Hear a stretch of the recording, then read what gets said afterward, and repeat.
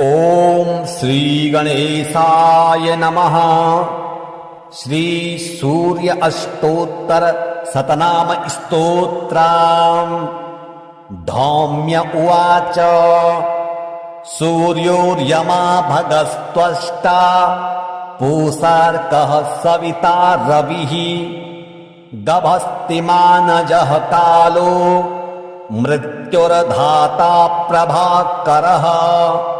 पृथिव्यापश्च तेजश्च खम्बायुश्च परायणम् सोमो बृहस्पतिः शुक्रो बुधो अंगारक एव च इन्द्रो विवस्वान् दीप्तांस्तुः शुचिः सौरिः शनैश्चरः ब्रह्मा विष्णुश्च रुद्रश्च स्कन्दो वैवरुणो यमः वैद्युतो जाठरश्चाग्नि रैन्दनस्तेजसां पतिः धर्मध्वजो वेदकर्ता वेदांगो वेदवाहनः कृतं त्रेता द्वापरश्च कलिः सर्वमलाश्रयः कलाकाष्ठा मुहूर्ताश्च क्षपायामस्तथा क्षणः संवत्सरकरो स्वत्थः कालचक्रो विभावसुः पुरुषः शाश्वतो योगी व्यक्ताव्यक्तः सनातनः कालाध्यक्षः प्रजाध्यक्षो विश्वकर्मा तमोनुदः वरुणः सागरोऽसश्च जीमूतो जीवनोऽर्यः भूताश्रयो भूतपतिः सर्वलोकनमस्कृतः स्रष्टा संवर्तको वह्निः सर्वस्यादिरलोलुपः अनन्तः कपिलो भानुः कामदः सर्वतोमुखः जयो विशालो वरदः सर्वधातु निषेचिता मनः सुपर्णो भूतादिः शीघ्रगः प्राणधारकः धन्वन्तरिर्धूमकेतुर् आदिदेवोदिते सुतः द्वादशात्मा रविन्दाक्ष्यः पिता माता पितामहः स्वर्गद्वारं प्रजाद्वारं मोक्षद्वारं त्रिविष्टपम् देहकर्ता प्रशान्तात्मा विश्वात्मा विश्वतो मुखः चराचरात्मा सूक्ष्मात्मा मैत्रेयः करुणान्वितः। धौम्य उवाच। सूर्योर्यमा भगस्त्वष्टा पूषार्कः सविता रविः गभस्तिमानजः कालो मृत्युर्धाता प्रभाकरः पृथिव्यापश्च तेजश्च खम्बायुश्च परायणम् सोमो बृहस्पतिः शुक्रो बुधो अंगारक एव च इन्द्रो विवस्वान् दीप्तांस्तुः शुचिः सौरिः शनैश्चरः ब्रह्मा विष्णुश्च रुद्रश्च स्कन्दो वैवरुणो यमः वैद्युतो जाठरश्चाग्नि रैन्दनस्तेजसां पतिः धर्मध्वजो वेदकर्ता वेदांगो वेदवाहनः कृतं त्रेता द्वापरश्च कलिः सर्वमलाश्रयः कलाकाष्ठा मुहूर्ताश्च क्षपायामस्तथा क्षणः संवत्सरकरो स्वत्थः कालचक्रो विभावसुः पुरुषः शाश्वतो योगी व्यक्ताव्यक्तः सनातनः कालाध्यक्षः प्रजाध्यक्षो विश्वकर्मा तमोनुदः वरुणः सागरोऽसश्च जीमूतो जीवनोऽर्यः भूताश्रयो भूतपतिः सर्वलोकनमस्कृतः स्रष्टा संवर्तको वह्निः सर्वस्यादिरलोलुपः अनन्तः कपिलो भानुः कामदः सर्वतोमुखः जयो विशालो वरदः सर्वधातु निषेचिता मनः सुपर्णो भूतादिः शीघ्रगः प्राणधारकः धनवन्तरिर्धूमकेतुरादिदेवोदिते सुतः द्वादशात्मा रविन्दाक्ष्यः पिता माता पितामहः स्वर्गद्वारं प्रजाद्वारं मोक्षद्वारं त्रिविष्टपम् देहकर्ता प्रशान्तात्मा विश्वात्मा विश्वतो मुखः चराचरात्मा सूक्ष्मात्मा मैत्रेयः करुणान्वितः धौम्य उवाच सूर्योर्यमा भगस्त्वष्टा पूषार्कः सविता रविः गभस्तिमानजः कालो मृत्युर्धाता प्रभाकरः पृथिव्यापश्च तेजश्च खम्बायुश्च परायणम् सोमो बृहस्पतिः शुक्रो बुधो अंगारक एव च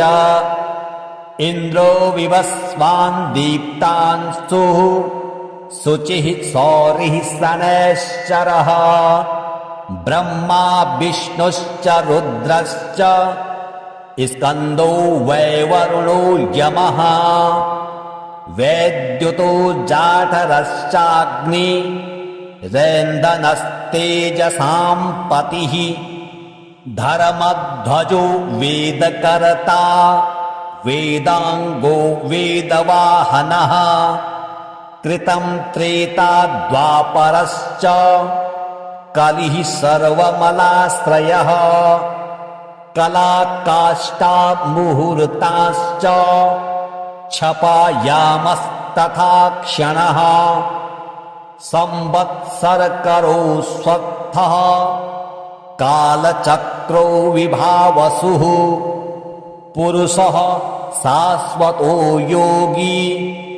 व्यक्ताव्यक्तः सनातनः कालाध्यक्षः प्रजाध्यक्षो विश्वकर्मा तमोनुदः वरुणः सागरोऽसश्च जीमूतो जीवनोऽर्यः भूताश्रयो भूतपतिः सर्वलोकनमस्कृतः स्रष्टा संवर्तको वह्निः सर्वस्यादिरलोलुपः अनन्तः कपिलो भानुः कामदः सर्वतोमुखः जयो विशालो वरदः सर्वधातु निषेचिता मनः सुपर्णो भूतादिः शीघ्रगः प्राणधारकः धनवन्तरिर्धूमकेतुरादिदेवोदिते सुतः द्वादशात्मा रविन्दाक्ष्यः पिता माता पितामहः स्वर्गद्वारं प्रजाद्वारं मोक्षद्वारं त्रिविष्टपम् देहकर्ता प्रशान्तात्मा विश्वात्मा विश्वतो मुखः चराचरात्मा सूक्ष्मात्मा मैत्रेयः करुणान्वितः। धौम्य उवाच सूर्योर्यमा भगस्त्वष्टा पूषार्कः सविता रविः गभस्तिमानजः कालो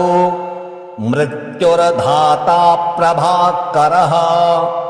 पृथिव्यापश्च तेजश्च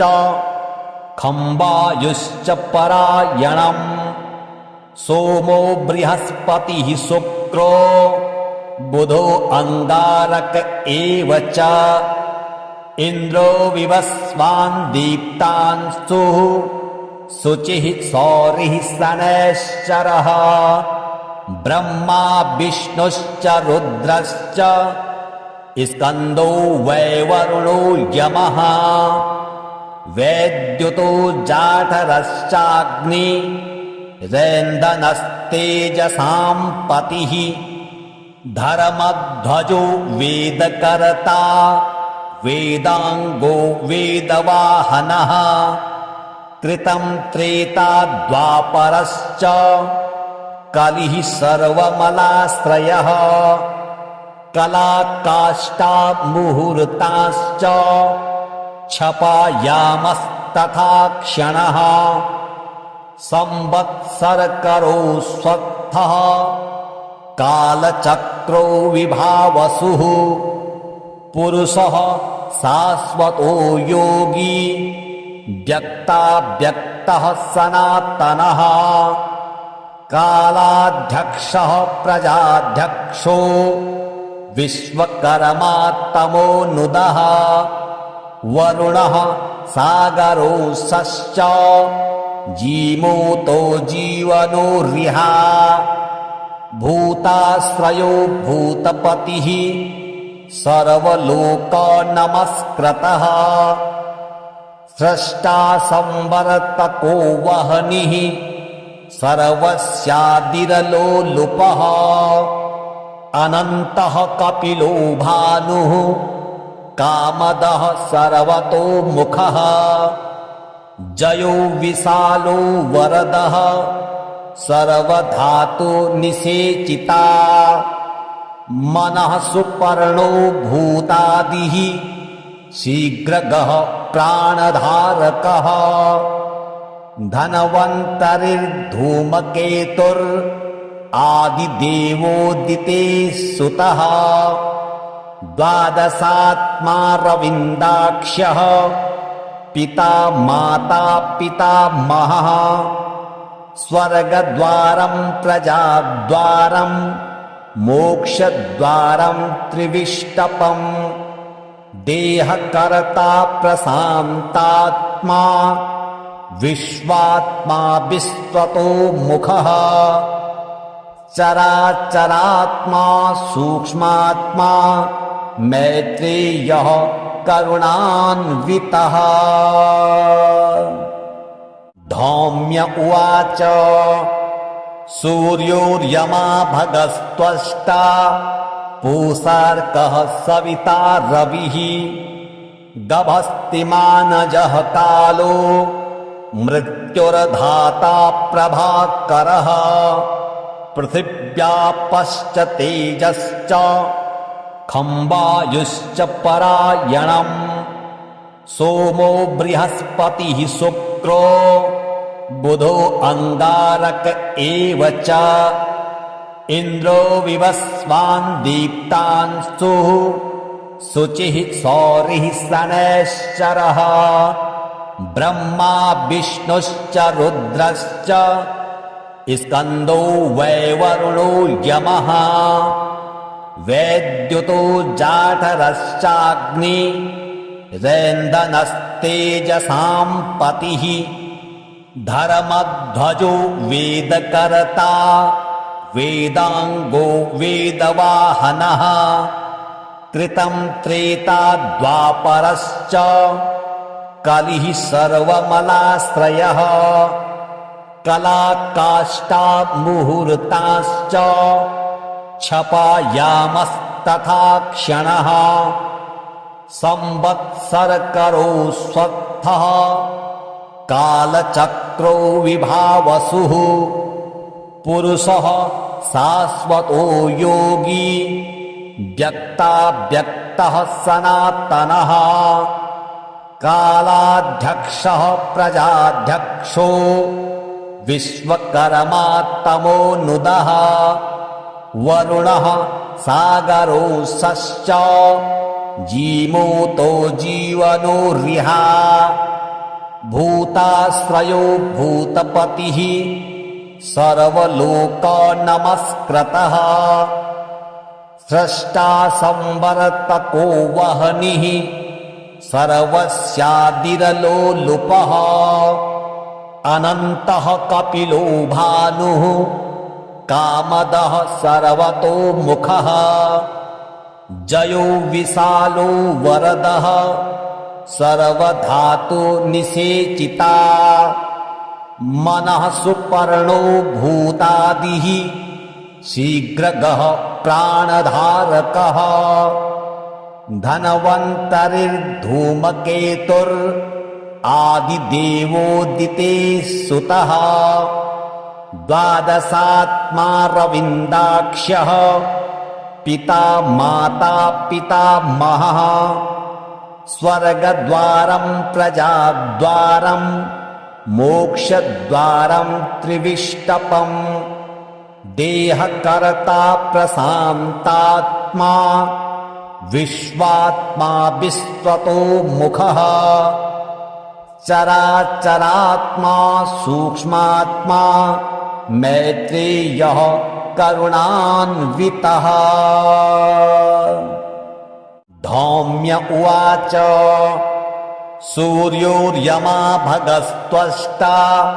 पूषार्कः सविता रविः गभस्तिमानजः कालो मृत्युर्धाता प्रभाकरः पृथिव्यापश्च तेजश्च खम्बायुश्च परायणम् सोमो बृहस्पतिः शुक्रो बुधो अंगारक एव च इन्द्रो विवस्वान् दीप्तांशुः शुचिः सौरिः शनैश्चरः ब्रह्मा विष्णुश्च रुद्रश्च स्कन्दो वैवरुणो यमः वैद्युतो जाठरश्चाग्नि रेन्दनस्तेजसां पतिः धर्मध्वजो वेदकर्ता वेदांगो वेदवाहनः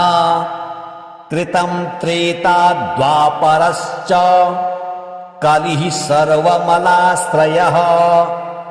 कलाकाष्ठा मुहूर्ताश्च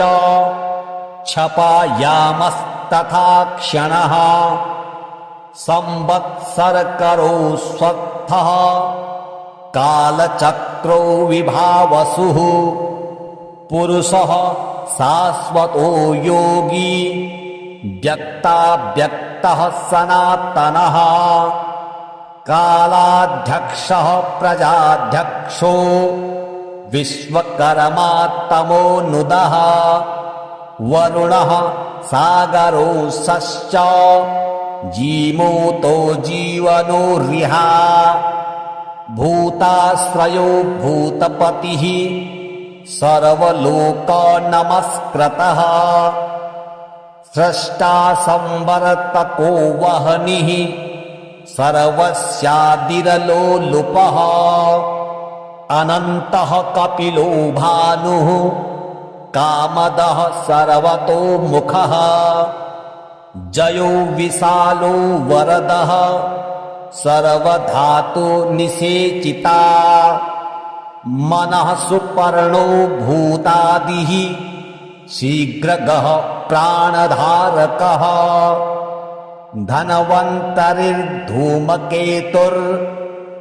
धनवन्तरिर्धूमकेतुरादिदेवोदिते सुतः द्वादशात्मा रविन्दाक्ष्यः पिता माता पितामहः स्वर्गद्वारं प्रजाद्वारं मोक्षद्वारं त्रिविष्टपम् देहकर्ता प्रशान्तात्मा विश्वात्मा विश्वतो मुखः चराचरात्मा सूक्ष्मात्मा मैत्रेयः करुणान्वितः। धौम्य उवाच सूर्योर्यमा भगस्त्वष्टा पूषार्कः सविता रविः गभस्तिमानजः कालो मृत्युर्धाता प्रभाकरः पृथिव्यापश्च तेजश्च खम्बायुश्च परायणम् सोमो बृहस्पतिः शुक्रो बुधो अंगारक एव च इन्द्रो विवस्वान् दीप्तांस्तुः शुचिः सौरिः शनैश्चरः ब्रह्मा विष्णुश्च रुद्रश्च स्कन्दो वैवरुणो यमः वैद्युतो जाठरश्चाग्नि रेन्दनस्तेजसां पतिः धर्मध्वजो वेदकर्ता वेदांगो वेदवाहनः कृतं त्रेता द्वापरश्च कलिः सर्वमलाश्रयः कलाकाष्ठा मुहूर्ताश्च क्षपायामस्तथा क्षणः संवत्सरकरो स्वत्थः कालचक्रो विभावसुः पुरुषः शाश्वतो योगी व्यक्ताव्यक्तः सनातनः कालाध्यक्षः प्रजाध्यक्षो विश्वकर्मा तमोनुदः वरुणः सागरोऽसश्च जीमूतो जीवनो रिहा भूताश्रयो भूतपतिः सर्वलोकनमस्कृतः स्रष्टा संवर्तको वह्निः सर्वस्यादिरलोलुपः अनन्तः कपिलो भानुः कामदः सर्वतोमुखः जयो विशालो वरदः सर्वधातु निषेचिता मनः सुपर्णो भूतादिः शीघ्रगः प्राणधारकः धनवन्तरिर्धूमकेतुर् आदिदेवोदितेः सुतः द्वादशात्मा रविन्दाक्ष्यः पिता माता पितामहः स्वर्गद्वारं प्रजाद्वारं मोक्षद्वारं त्रिविष्टपम् देहकर्ता प्रशान्तात्मा विश्वात्मा विश्वतो मुखः चराचरात्मा सूक्ष्मात्मा मैत्रेयः करुणान्वितः। धौम्य उवाच सूर्योर्यमा भगस्त्वष्टा पूषार्कः सविता रविः गभस्तिमानजः कालो मृत्युर्धाता प्रभाकरः पृथिव्यापश्च तेजश्च खम्बायुश्च परायणम् सोमो बृहस्पतिः शुक्रो बुधो अंगारक एव च इन्द्रो विवस्वान् दीप्तांस्तुः शुचिः सौरिः शनैश्चरः ब्रह्मा विष्णुश्च रुद्रश्च स्कन्दो वैवरुणो यमः वैद्युतो जाठरश्चाग्नि रेन्दनस्तेजसां पतिः धर्मध्वजो वेदकर्ता वेदांगो वेदवाहनः कृतं त्रेता द्वापरश्च कलिः सर्वमलाश्रयः कलाकाष्ठा मुहूर्ताश्च क्षपायामस्तथा क्षणः संवत्सरकरो स्वत्थः कालचक्रो विभावसुः पुरुषः शाश्वतो योगी व्यक्ताव्यक्तः सनातनः कालाध्यक्षः प्रजाध्यक्षो विश्वकर्मा तमोनुदः वरुणः सागरोऽसश्च जीमूतो जीवनोऽर्यः भूताश्रयो भूतपतिः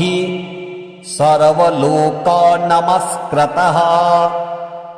स्रष्टा संवर्तको वह्निः सर्वस्यादिरलोलुपः अनन्तः कपिलो भानुः कामदः सर्वतोमुखः जयो विशालो वरदः सर्वधातु निषेचिता मनः सुपर्णो भूतादिः शीघ्रगः प्राणधारकः धनवन्तरिर्धूमकेतुरादिदेवोदितेः सुतः द्वादशात्मा रविन्दाक्ष्यः पिता माता पितामहः स्वर्गद्वारं प्रजाद्वारं मोक्षद्वारं त्रिविष्टपम् देहकर्ता प्रशान्तात्मा विश्वात्मा विश्वतो मुखः